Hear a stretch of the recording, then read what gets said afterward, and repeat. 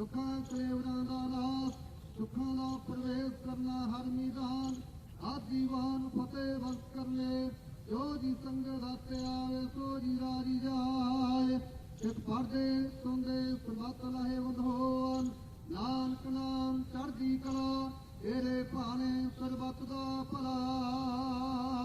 वाहिगुरु जी का खालसा, वाहिगुरु जी की फतेह।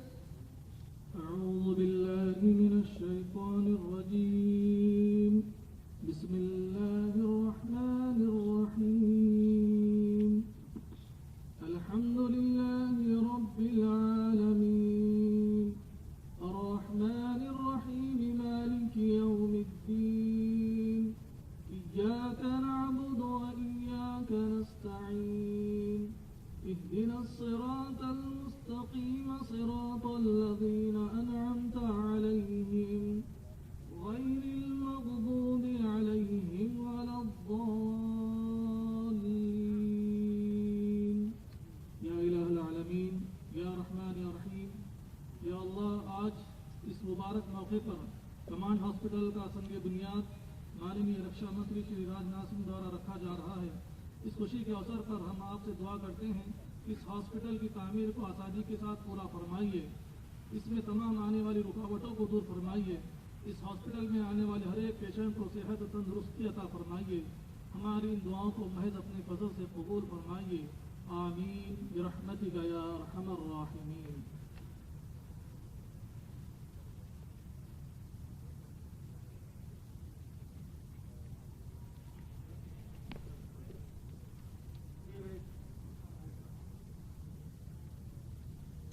श्रीकृष्णाय नमः। जानकी सीतारामचंद्राभ्यां नमः। श्रीरामचंद्राय नमः। श्रीरामभद्राय नमः। हनुमते नमः। ओम महाकाय सूर्यकोटि समप्रभा, निर्विघ्नं कुरु मे देव, सर्वकार्ये सर्वदा। संघानां रसानां छन्दसामपि, मंगलानां च कर्तारौ वन्दे वाणी विनायकौ। भवानी शंकरो वन्दे श्रद्धा विश्वासरूपिणो, लाभ्यां विनान पश्यन्ते सिद्धा शान्ता त्वमेश्वरम्। वन्दे बोधमयं नित्यं गुरुं शङ्कररूपिणं, रमासितो हे वक्त्रौ विचन्द्रा सर्वत्र वन्दते। सीताराम गुणग्रामा पुण्यारण्य विहारिणो, वन्दे विशुद्ध विज्ञानो कपेश्वरः कपेश्वरौ। उद्भवयते संहारकारिणीं क्लेशहारिणीं, सर्वश्रेयस्करीं सीतां नतोऽहं रामवल्लभाम्। अतुलितबलधाम मेम शैलाभदेहं, जलजीवन किसानं ज्ञानिनाम् अग्रगण्यं, सकलगुणधानं वानराणां भीष्मं रक्षप्रियभक्तं वासजातं नमामि। ओम जय शांति हरंतरिक्ष शांति, प्रापा शांति, हिरोखधया शांति, वनस्पतया शांति, विषय देवा शांति, सर्वगुण शांति, सामा शांति। यतो यथा समेहते ततो नो अभयं कुर प्रजाभ्यो भयन्नः पशुभ्यः। ओम शांति ओम शांति ओम शांति। श्री विंध्यवासिनी देव्यै नमः।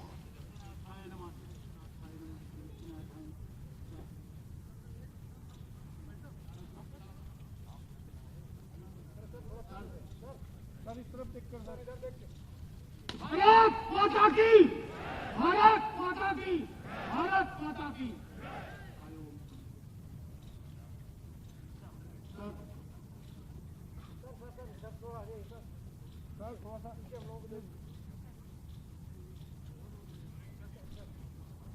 हाथ धो रहे हैं।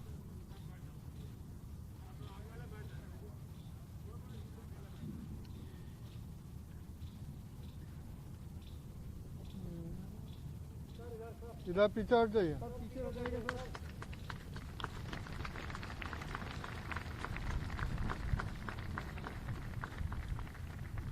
धन्यवाद। अब मैं सभी अतिथिगण से निवेदन करती हूँ कि मंच पर अपना स्थान ग्रहण कर लें, जिसके पश्चात माननीय मुख्यमंत्री महोदय हम सबको संबोधित करेंगे।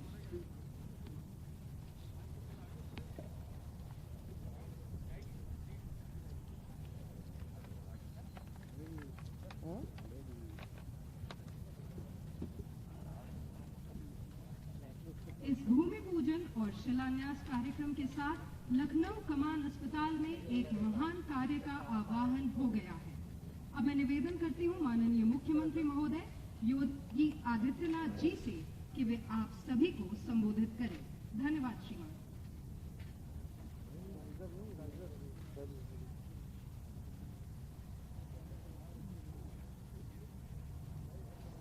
आज के इस भूमि पूजन और शिलान्यास कार्यक्रम समारोह के मुख्य अतिथि देश के यशस्वी रक्षा मंत्री माननीय श्री राजनाथ सिंह जी, थल सेना अध्यक्ष जनरल मनोज मुकुंद नरवणे जी, मध्य कमान सेना प्रमुख लेफ्टिनेंट जनरल IAS घुमन जी, आज के इस भव्य कार्यक्रम में उपस्थित सेना के सभी अधिकारी और सभी सैनिकगण, पूर्व सेना अधिकारी और सैनिकगण, उनके परिवार के सभी सदस्यगण और वर्चुअली जुड़े हुए सभी उपस्थित महानुभाव, मैं सबसे पहले आज के इस समारोह में माननीय रक्षा मंत्री जी का और आप सभी भारत माता के बहादुर जवानों का हृदय से अभिनंदन करता हूं। आज का दिन हमारे लिए बहुत महत्वपूर्ण है। पिछले 10 महीनों से पूरा देश और पूरी दुनिया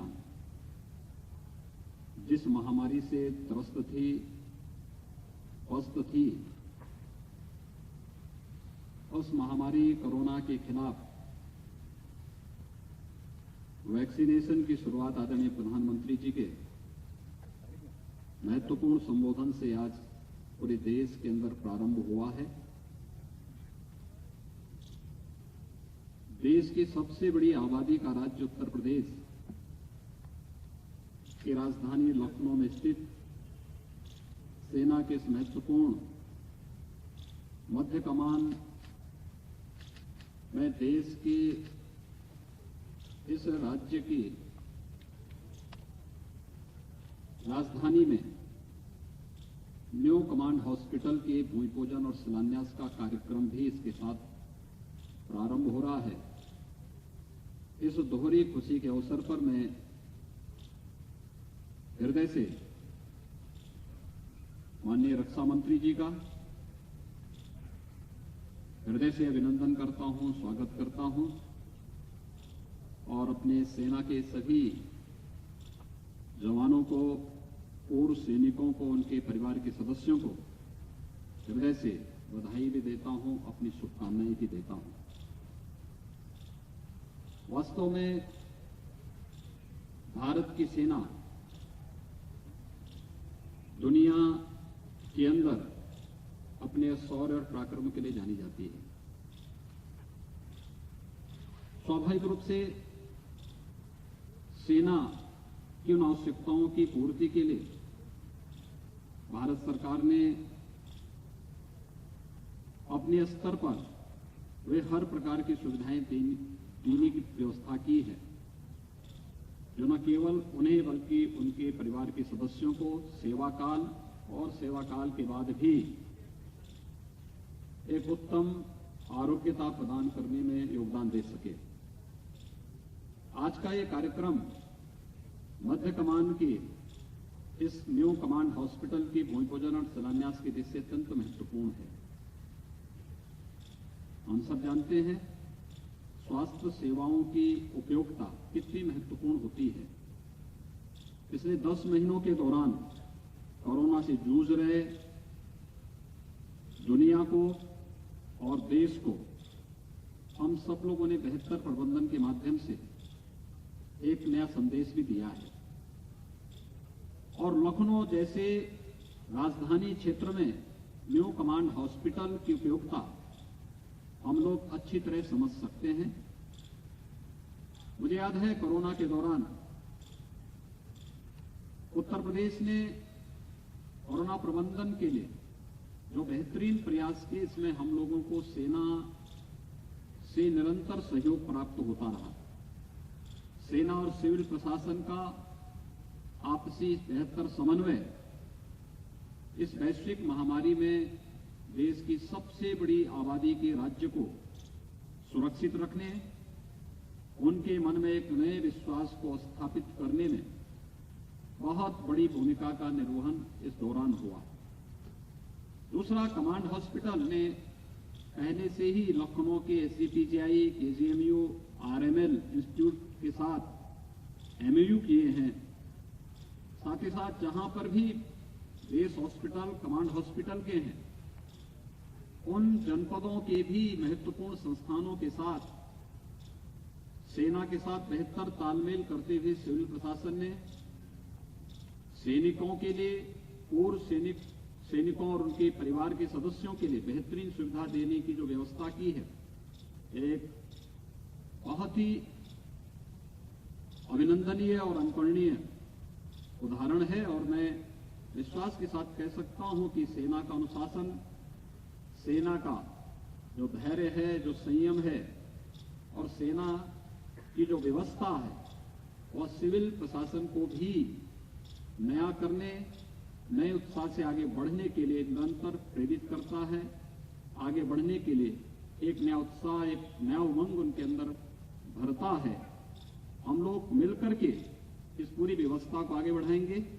मैं आज के दिन पर मध्य कमान इस न्यू कमांड हॉस्पिटल की भूमि पूजन और शिलान्यास कार्यक्रम के अवसर पर इस बात के लिए आश्वस्त करता हूं कि रक्षा और सिविल प्रशासन मिलकर के इस पूरी व्यवस्था को आगे बढ़ाने में पूरी तरह मदद करेगा।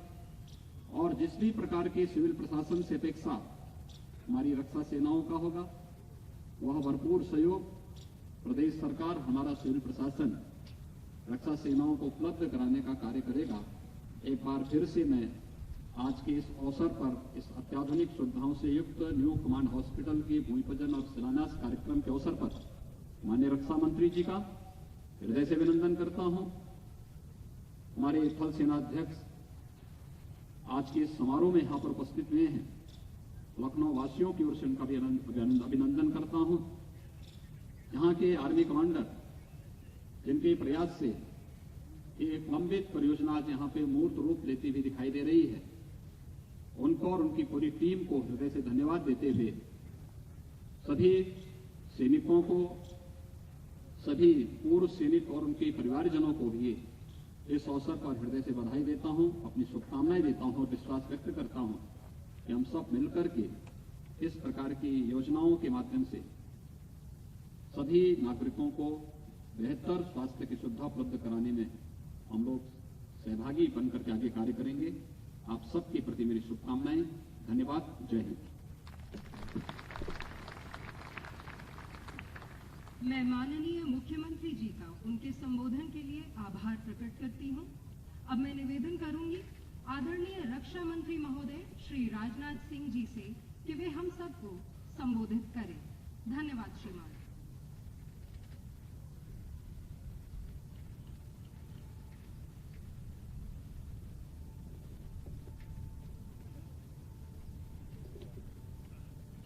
उत्तर प्रदेश के यशस्वी माननीय मुख्यमंत्री Shri Yogi Adityanath ji, chief of army staff Shri Manoj Mukund ji Naravane, GOC in C lieutenant general IS ओमन, सेना तथा राज्य सरकार के सभी अधिकारीवर्ग, जेसीओ और मेरे बहादुर जवानों, मीडिया के हमारे उपस्थित सारे प्रतिनिधिगण, देवियों व सज्जनों, सबसे पहले तो मैं यही कहना चाहूंगा कि Lucknow command hospital, new Lucknow command hospital, Lucknow के शिलान्यास के अवसर पर उपस्थित होकर आप सबके बीच मुझे बेहद खुशी हो रही है। और जिस समय GOC in C lieutenant general IS ओमन वेलकम एड्रेस कर रहे थे, उन्होंने कहा कि माननीय रक्षा मंत्री जी आए हैं, हम लोगों की हौसला अफजाई करें। मैं इतना ही कहना चाहता हूं इंडो चाइना स्टैंड ऑफ के दौरान हमारे भारत की सेना ने जो करिश्माई काम किया है, उससे सारे देश का हौसला बढ़ा है और सारे देशवासियों का मन तक ऊंचा हुआ। मैं समझता हूं कि मुझे हौसला अफजाई करने की कोई जरूरत नहीं। आप लोगों ने समस्त देशवासियों की हौसला अफजाई की है और समस्त देशवासियों का आपने मस्तक ऊंचा किया है।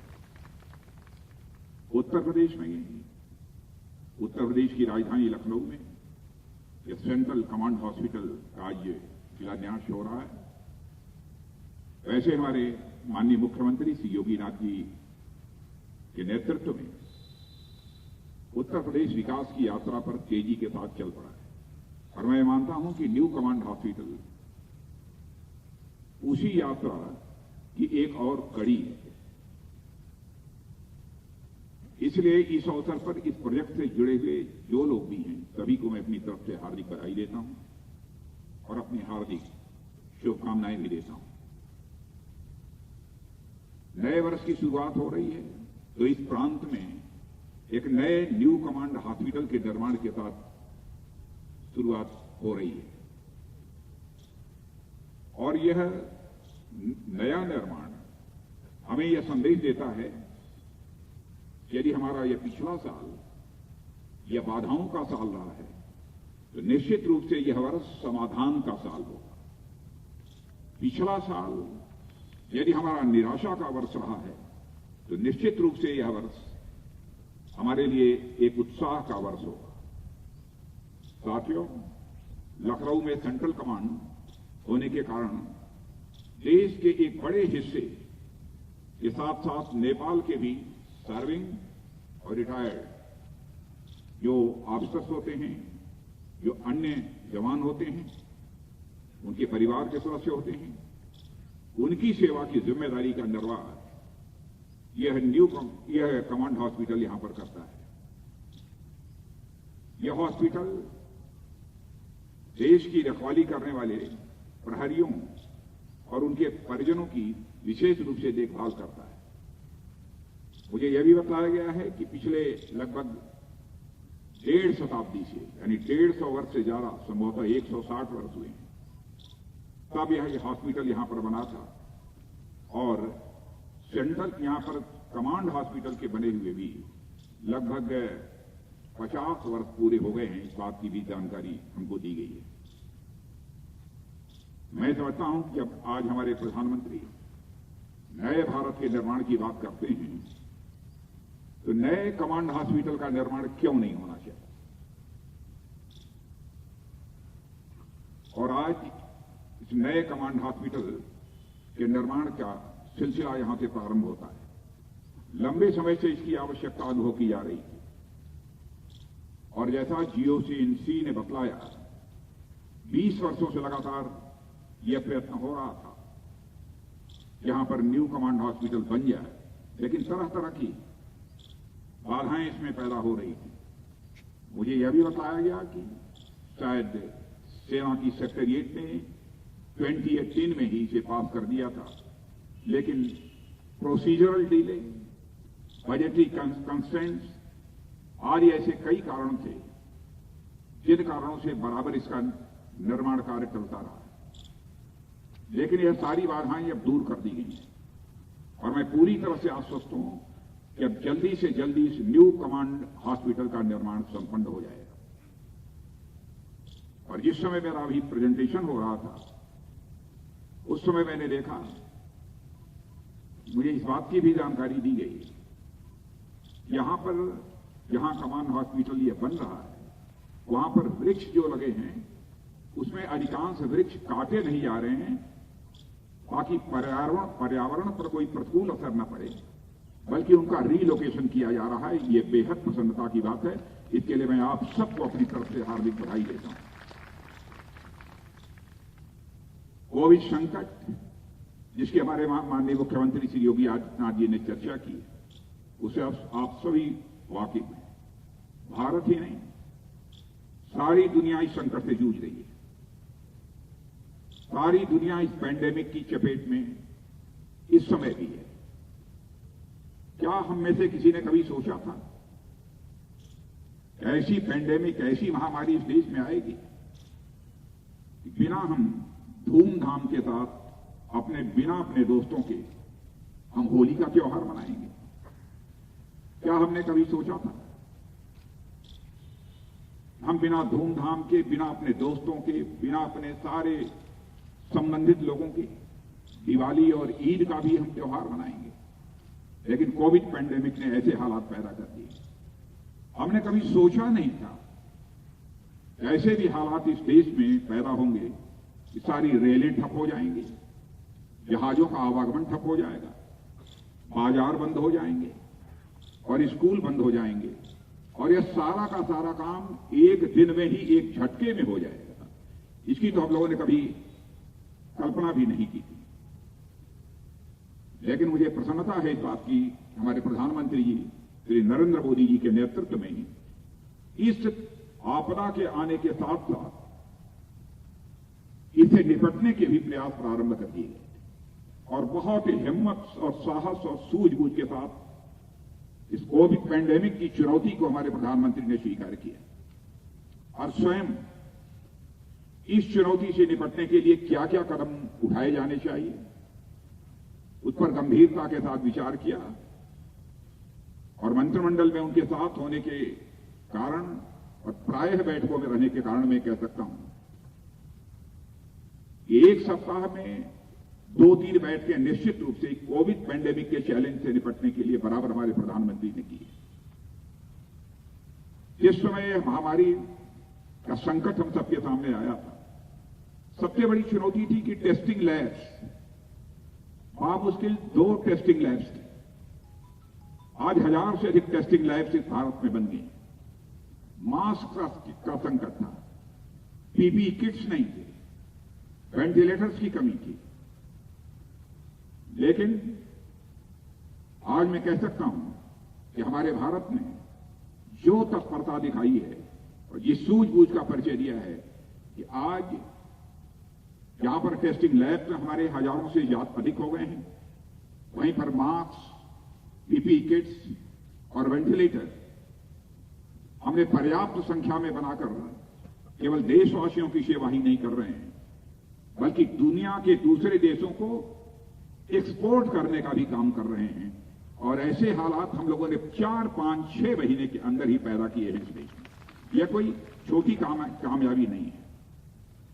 लेकिन मैं मानता हूं कि सारे इंफ्रास्ट्रक्चर इस चैलेंज को बीट आउट करने के लिए भले ही हम खड़े कर लिए हों, लेकिन यह डॉक्टर्स न होते, पैरामेडिकल स्टाफ न होता, जिन्हें कि हम बराबर वॉरियर के रूप में, कोविड वॉरियर के रूप में जानते हैं, और इन्होंने जोखिम न उठाई होती, तो मैं समझता हूं कि हमारे सारे इंफ्रास्ट्रक्चर, सारी चीजें ये धरी की धरी रह जाती और हम इस चुनौती का मुकाबला नहीं कर सकते। शायद इसीलिए हम डॉक्टर को इस धरती पर दूसरा भगवान मानते हैं, क्योंकि कोविड के खतरे तो इन डॉक्टर्स के लिए भी थे, पैरामेडिकल स्टाफ के भी थे, हॉस्पिटल में सफाई करने वाले के लिए भी थे, परिवार से दूर रहकर।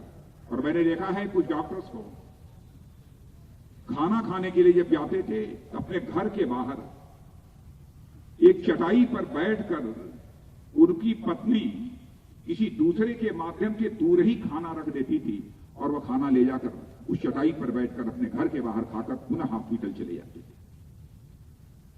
सचमुच इन वॉरियर्स ने करिश्माई काम किया है, इनका अभिनंदन किया जाना चाहिए और सारे देश ने इनका अभिनंदन किया है। और इस संकट की घड़ी में मैं कह सकता हूं कि फ्रंट लाइन सोल्जर के रूप में किसी ने काम किया है, तो हमारे डॉक्टर्स ने किया है, हमारे पैरामेडिकल स्टाफ ने किया है और हॉस्पिटल से जुड़े अन्य सारे सभी कर्मियों ने किया है। उनके इस कमिटमेंट का, उनके इस डेडिकेशन का मैं शीश झुकाकर अभिनंदन करता हूं। लेकिन हम लोगों के लिए बेहद खुशी की बात है, जैसा हमारे माननीय मुख्यमंत्री श्री योगी आदित्यनाथ जी ने बतलाया है और आप सारे देशवासियों की इस बात की जानकारी है, वैक्सीनेशन का सिलसिला आज से ही प्रारंभ हुआ है। हमारे प्रधानमंत्री जी का उद्बोधन भी आज हुआ है। सारे देशवासियों को उन्होंने अपना एक संदेश भी दिया।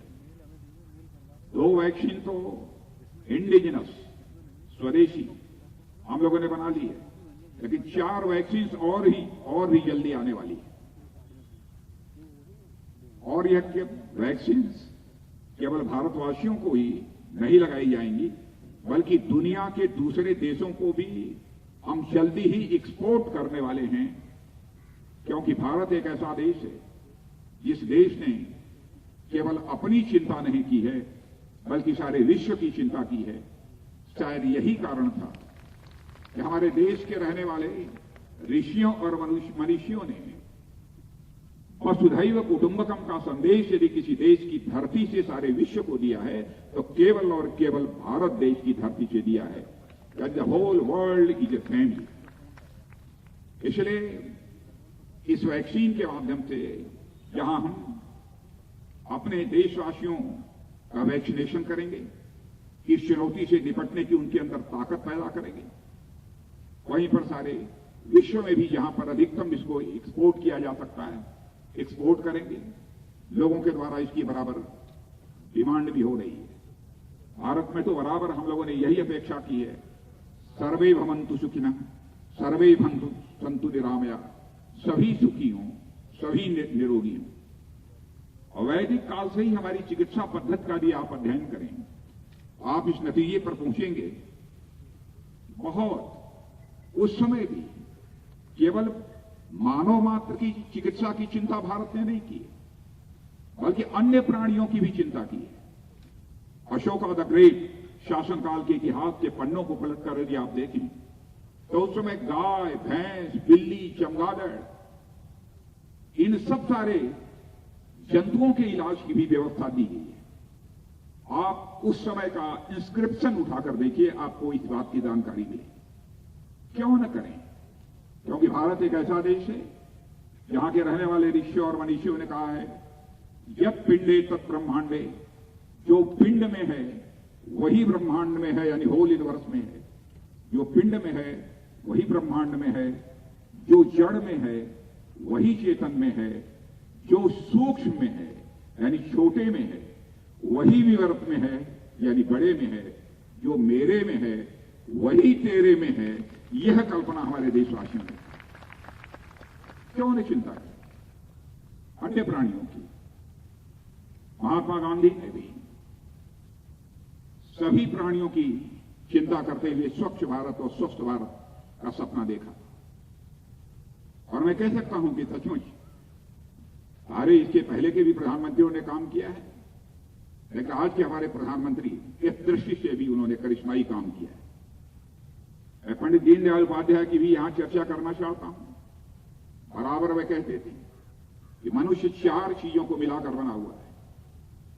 तन यानी शरीर, इसमें इंद्रियां भी आती हैं, तन, मन, बुद्धि और आत्मा, इन 4 चीजों को मिलाकर बना हुआ है। जब तक चारों सुखी नहीं होंगे, जब तक चारों को सुख की अनुभूति नहीं होगी, तब तक व्यक्ति कभी सुखी नहीं हो सकता। यह उन्होंने कहा। तो इसीलिए कहा है कि तन, मन, बुद्धि, आत्मा, इनके स्वास्थ्य की भी चिंता की जानी चाहिए, हर व्यक्ति को करनी चाहिए। और साथ ही साथ तन, मन, बुद्धि, आत्मा, इन चारों के बीच संतुलन भी बना रहे, बैलेंस भी बना रहे, इस बात की भी चिंता की जानी चाहिए। अब बहुत डिटेल में मैं नहीं जाना चाहता।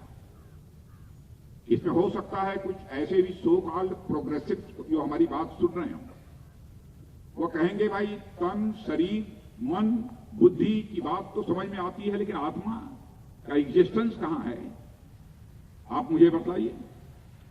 तो मैं आत्मा दिखा नहीं सकता हूं कि आत्मा कह रही थी, लेकिन यदि कोई मां घर में या हमारा जवान जो सीमा पर काम करता है, जब घर वर्षों के बाद वापस लौटता है और नन्हे मुन्ने अपने छोटे बच्चे को 6 महीने, साल, 1.5 साल, 2 साल के बच्चे को जमीन पर चलते हुए, रेंगते हुए, घुटनों के बल चलते हुए देखता है, उस समय जब नौजवान उस बच्चे को जमीन से उठाकर अपने सीने से लगा लेता है तो उस नौजवान को शरीर के सुख की अनुभूति नहीं होती है, मन के सुख की अनुभूति नहीं होती है, वह बुद्धि का सुख नहीं होता है, वह आत्मा का सुख होता है। इसे ही आत्मीय सुख है। आर्कमिडीज प्रिंसिपल के बारे में भी आप जानते होंगे। आर्कमिडीज प्रिंसिपल में भी आर्कमिडीज जब टब में बैठा और पानी बाहर निकला और यूरेका यूरेका बोलते हुए जब वह बाहर दौड़ने लगा तो जिस सुख की उसे अनुभूति हुई थी वह शरीर का सुख नहीं था, वह आत्मा का सुख नहीं था, बल्कि वह बुद्धि का सुख था। ऐसे ही इसकी लंबी व्याख्या न करते हुए मैं कहना चाहूंगा, तन मन बुद्धि और आत्मा इन चारों के बीच संतुलन भी होना चाहिए। मित्रों, आजादी के बाद हेल्थ सेक्टर का जहां तक प्रश्न है, बहुत सारे काम हुए हैं, बहुत सारी प्रगति भी हुई है। मैं आंकड़ों में नहीं जाना चाहूंगा, लेकिन मैं कहना चाहूंगा कि आज भी हॉस्पिटल, डॉक्टर्स, बेड्स जितने चाहिए उतने उपलब्ध नहीं है, लेकिन हमारी सरकार ने इस दिशा में प्रभावी कदम उठाए और प्रधानमंत्री जी इसकी विशेष रूप से चिंता भी कर रहे हैं। जीडीपी का जितना एक्सपेंडिचर हेल्थ सेक्टर पर होना चाहिए, कहीं ना कहीं बहुत कमी रही है, उसमें भी हम बढ़ोतरी कर रहे हैं। मेडिकल काउंसिल ऑफ इंडिया थी, उसे बदलकर नेशनल मेडिकल कमीशन बना दिया गया ताकि जितने भी मेडिकल इंस्टीट्यूशंस हैं उनकी ट्रांसपेरेंसी के साथ ही साथ समय समय पर उनका इवैल्यूएशन, उनका मूल्यांकन भी होता रहे और साथ ही साथ मेडिकल सेक्टर में भी रिसर्च और डेवलपमेंट को कैसे अधिक से अधिक बढ़ावा मिल सके, इसकी भी चिंता नेशनल मेडिकल कमीशन करेगा। एक बहुत महत्वपूर्ण कदम आयुष्मान भारत। भारत देश के लिए उसकी आवश्यकता थी।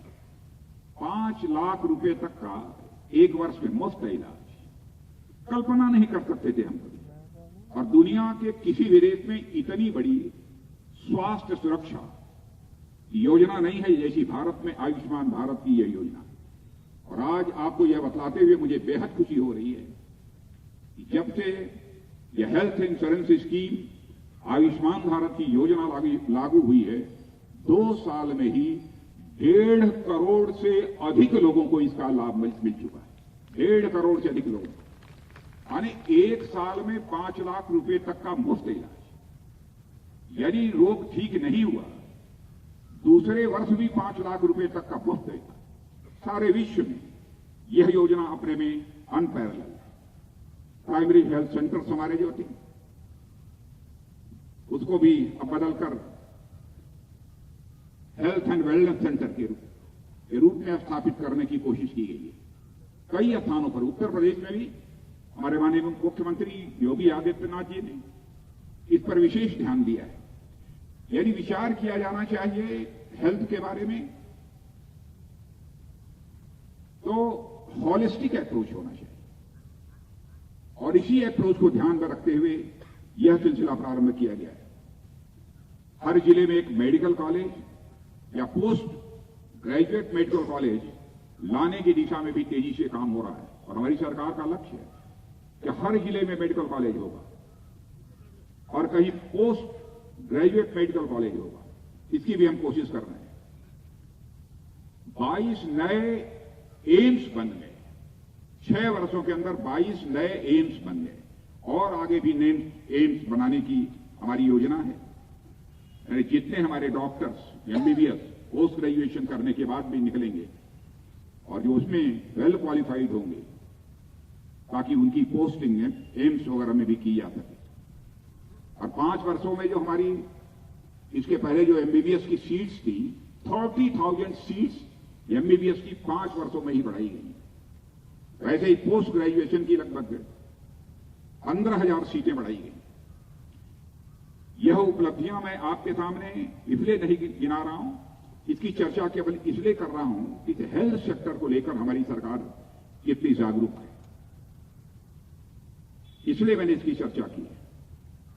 सभी के स्वास्थ्य की चिंता होनी चाहिए, यह हमारी सरकार का लक्ष्य है, और उसी दिशा में लगातार हम अपने कदम आगे बढ़ा रहे हैं। आज यहां पर जो न्यू कमांड हॉस्पिटल बना है, बनने जा रहा है, मैं अपनी शुभकामनाएं देता हूं कि निर्धारित समय के अंदर ही ये न्यू कमांड हॉस्पिटल पूरा हो। और मैं यह भी आग्रह करना चाहूंगा जीओसीएनसी से, आर्मी चीफ से, सरकार के स्तर पर कहीं पर कोई बाधा आएगी, उत्तर प्रदेश सरकार के स्तर पर कहीं पर कोई बाधा आएगी, हमारे माननीय मुख्यमंत्री योगी आदित्यनाथ जी हम सब मिलकर उस बाधा को जल्दी से जल्दी दूर करने की कोशिश करेंगे ताकि न्यू कमांड हॉस्पिटल ये जल्दी से बनकर तैयार हो जाए। इस अवसर पर ज्यादा कुछ न कहते हुए मैं नए वर्ष की जहां पर आप सबको शुभकामनाएं देता हूं, वहीं पर 1971 की भी आपको याद दिलाना चाहता हूं। भारत का मस्तक 1971 का वार, इंडो पाक वार, आपने भारत का मस्तक सारी दुनिया में ऊंचा किया था। उसका स्वर्ण जयंती वर्ष भी मनाया जा रहा है इस वर्ष, इसलिए उस स्वर्ण जयंती वर्ष की भी मैं अपनी तरफ से आप सबको हार्दिक शुभकामनाएं देते हुए और पुनः आप सभी का अभिनंदन करते हुए अपना निवेदन समाप्त करता हूं। आप सबको बहुत बहुत धन्यवाद। धन्यवाद श्रीमान। मैं यहाँ उपस्थित सभी सेवारत एवं सेवानिवृत्त सेनानियों, वीडियो कॉन्फ्रेंस से जुड़े सब लोगों, मध्य कमान के एओआर से सभी सैनिकों, पूर्व सैनिकों और उनके परिवारों की ओर से आप सभी का आभार व्यक्त करती हूँ। आज का कार्यक्रम यहीं संपन्न होता है। सभी veterans Subscribe to our channel by clicking the subscribe button. Click the bell button and enjoy the latest uploads from our channel.